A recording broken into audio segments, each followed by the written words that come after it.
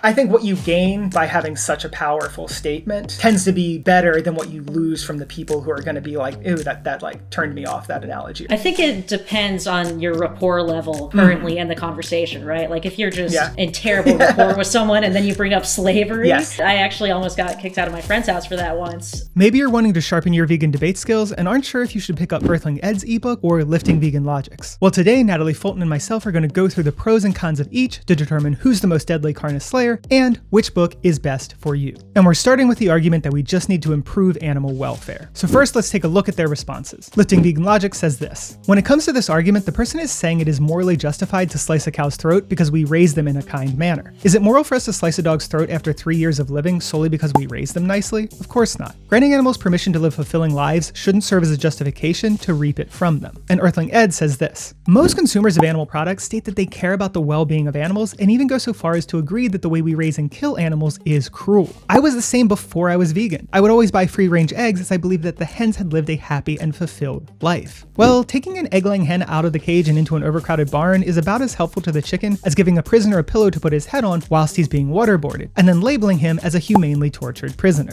Jeffrey Dahmer was a serial killer who drugged his victims before he killed them. So in reality, the people he killed weren't aware they were going to die. They didn't suffer and they didn't feel pain. Does that mean he was a humane serial killer? Was he a high welfare, ethical murderer? Initial thoughts, Natalie. Well, first of all, I'm kind of surprised that Earthling Ed brought up Jeffrey Dahmer. That's pretty good. I feel like Dahmer especially came into the news lately with like that show and everything. Oh yeah. And that's a question that I ask people, is if that was like a humane murder. So I think that is a really good analogy on that, because it shows that just because something's done in a nice way, that doesn't make it moral. And one of the people I was interviewing, this was before veganism came up, and he made that exact point. He said that you can call anything humane if it's just done in a less bad way. So I think that's a good argument. What did Danny say again? Oh, about dogs. I mean, I think talking about dogs is generally a good line of thinking. However, a lot of times it doesn't work, because a lot of people, if you bring up dogs, they immediately just go to culture. But when I first started doing outreach, I kind of thought like, oh, I'm just going to tell people that all the meat comes from factory farms, and then they'll realize that they're buying factory farmed meat and they won't want to eat meat. And that's just not what happened. Even when you tell people that 99% of meat comes from factory farms, in their mind, they just assume they're still getting that 1%. So I think it's always important to, I think I see you do this, to say, even if it is the best case scenario, is it moral to kill them when they don't need to die? Yeah. So I very specifically use that phrase, and I don't remember if I got that from somewhere else or if I kind of pared it down myself, but the phrase I use is there a good way to kill someone who doesn't want to die? So I put it very succinctly. I try not to use a lot of like moral language or philosophical language in there. I don't even say, is it moral or is it ethical? I just say, is it good to kill an individual that doesn't want to die? And I don't think I've had anyone yet answer that yes, that's fine. You know what I mean? So the only derail there is sometimes I say individual and then sometimes I'll say someone. And the only derail is, well, I don't know if they're an individual or I don't know if they're a someone. But that's a derail you want, because then you can kind of address that. Exactly. Even if they try to derail, it still puts us in a place I want to be. It still puts us in like a philosophical space that I want to be talking to them about. So I tend to like that. Well, okay, let me, so this is what I kind of think between these two responses. And this is going to be a theme throughout both Lifting Vegan Logic's book and Ed's book. And that is that Lifting Vegan Logic has much shorter passages regarding any of these sort of anti-vegan responses that we hear, whereas Ed's are much longer, and he offers a lot more examples and analogies and stuff. And I think the strength of Ed's with these analogies is that analogies can be really, really powerful. Like sometimes you hear the right analogy and it really hits you. And that's like, I think can sometimes be the turning point. I know for me, a couple analogies really hit so hard that they were, I attribute them as being a large part of the reason that I went vegan. Do you remember them? Well, yeah, the Holocaust and slavery ones. Tend to be, so, slavery was one for me, for sure. Yeah, both of those really hit hard. The risk of those is that you alienate the person, because some people, as soon as they hear like the word slavery or Holocaust, are going to just be like, back off right away. Yeah. And I think even here with Jeffrey Dahmer, I think people could be like, whoa, are you calling me a serial killer? You know what I mean? Like, really? I think I think they can cause people to potentially back off. But I think for the most part, they're worth it. I think what you gain by having such a powerful statement tends to be better than what you lose from the people who are going to be like, ew, that like turned me off, that analogy or whatever. I think it depends on your rapport level currently in the conversation, right? Like if you're just in terrible rapport with someone and then you bring up slavery. Yes.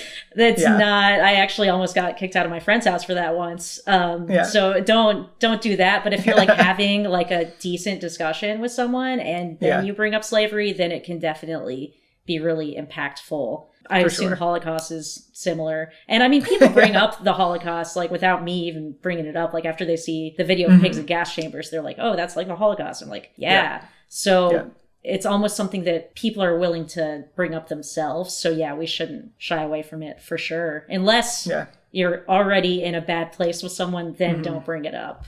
Yeah. I agree. And I think that's also why sometimes like when someone's just holding a sign that says like animal use is the Holocaust or something like that, or farming is a Holocaust. I mean, I clearly agree with that. But I think when you have zero rapport and someone just sees that sign, that's probably the worst time for them to see it.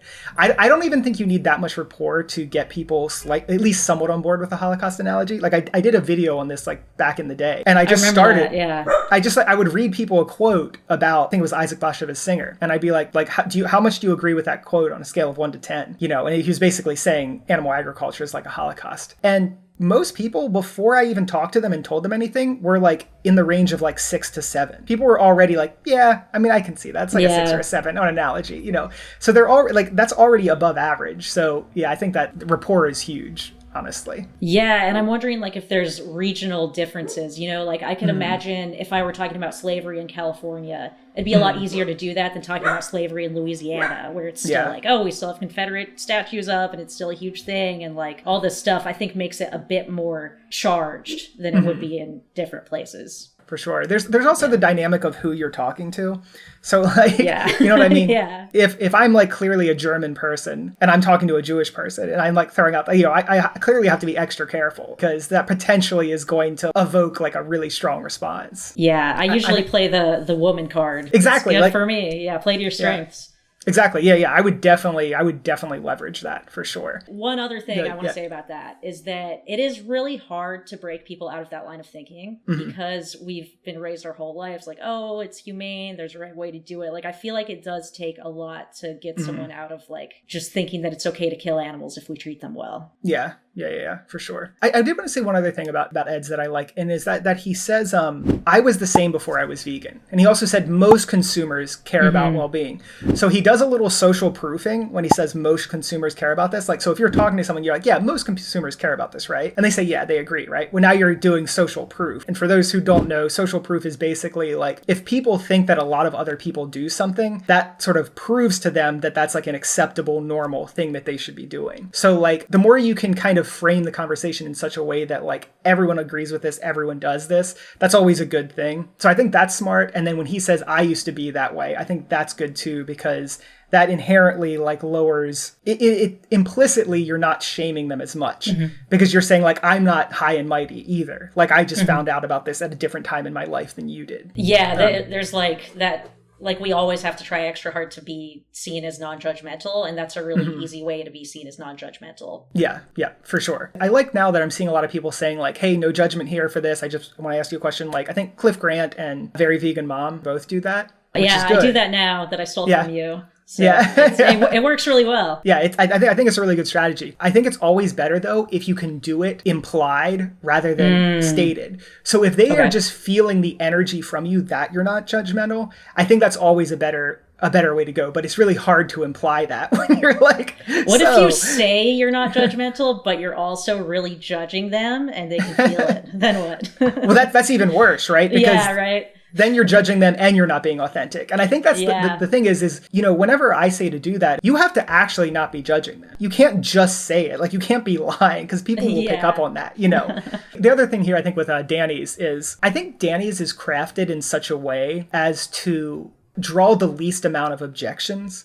Like, I think the reason he doesn't give a lot of examples is that the more examples you give, the more someone can latch on to something you said and be like, well, I don't know if I agree with that, or I don't know if I agree with that. So for those of you who don't know, lifting vegan logic kind of comes from the school of thought of Ask Yourself and Dr. Avi. And they're very much more in like the sort of debate bro-y side of this thing. They're in more hostile environments typically when they're talking to people. They're not just talking to someone on the street who's like just, you know, your sort of everyday person. They're talking to someone who's actively hostile. And I think a lot of the reason reason they're so brief is because he doesn't want to give a lot of hooks for someone to like find a flaw with. I think the only other thing I do like about Danny's is that I think that in some ways the response is proportional to the objection, in that like these objections are so stupid. The question is, do they really deserve more than 3 sentences? You know what I mean? Like Ed does a lot, which is great. I feel like it, in some ways, it kind of like validates them as if they're actually good responses by writing so much. Like these things can mostly be dismissed in like 1 or 2 sentences. And so I do kind of appreciate that from Lifting Vegan Logic, is that there's a vibe about it that's a little different. Yeah, so. I disagree because... So first of all, I'm extremely biased because Earthling Ed's ebook literally turned me vegan. What I read, and then I was vegan. So when I was reading it, I had like all those stupid questions were like in my head, and I feel like his like kind of long debunking of them, it did validate the fact that I thought these things, because so many people think these things and like you've heard them your whole life, and then having like a lot of objections. There were some things that I read, I was like, I don't know if that quite makes sense, but as a whole, like when we're talking to people, we do have to validate them. Not if you're like in an online debate and someone's being an asshole, which I think is mostly what Danny's doing. But on the street, we want to validate people and we want to make them feel like their objections are valid. So that's kind of how I think of it. But like I said, I'm extremely biased. Well, see, I think that's the thing too, is when I'm reading these 2 books, I'm reading Ed's as if he's going on the street talking to people, and I'm reading Danny's as if he's like in a debate bro chat room on Discord somewhere. Yeah, exactly. Exactly. I think that's like pretty much where they're coming from, right? Yeah, I think that's basically what's going on there. Yeah, I would put a pin in that. And so for people who are reading these books, I would be thinking of that when you're reading them. Danny's response might be good in that environment, but might not be that great if you're actually just kind of having a sort of like personal one-on-one, like we're just kind of talking like normal people here, sort of conversation. Yeah, whereas Ed's like, if you are just having an online debate, you don't need to say all that. You just really need to offer like one objection. Yeah, and in a lot of like avenues, you don't have that many characters. Like if you're on TikTok, you can't write Ed's response on TikTok. Yeah, that's true. It's impossible. Yeah, there's no way. I think we kind of like tore that one to shreds. You thought we would go through these quickly, Natalie. I know. I stand corrected.